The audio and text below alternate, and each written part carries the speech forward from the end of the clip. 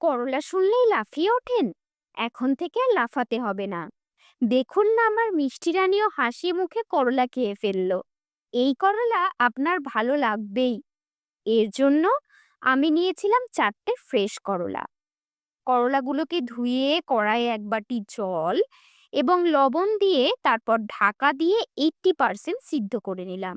ঢাকনা খুলে সেই করলাগুলোকে জল থেকে তুলে ঠান্ডা করে ছুরির সাহায্যে এইভাবে কেটে নিয়ে ভিতরের দানাগুলোকে বের করে নিলাম।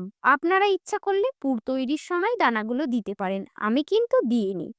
কড়াইয়ে 1 চামচ তেলে জিরে ফোড়ন দিয়ে তার মধ্যে 1 কাপ ছোট করে কাটা পেঁয়াজ দিয়ে অল্প ভেজে নিয়ে দিলাম 1/2 কাপ টমেটো কুচি, লবণ এবং রোজকার মশলাগুলো যেমন হলুদ গুঁড়ো, লঙ্কা গুঁড়ো, জিরে গুঁড়ো, ধনে গুঁড়ো।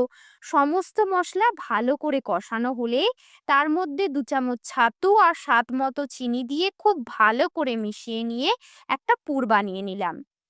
পুরটাকে ঠান্ডা করে চামচের সাহায্যে এইভাবে করলার মধ্যে ভরে দিলাম। এবারে ফ্রাইং প্যানে তেল গরম করে পুর ভরা করলাগুলোকে কম আঁচে ধীরে ধীরে ভেজে নিলাম। গরম ভাতের সাথে কিন্তু খেতে দারুণ লাগে।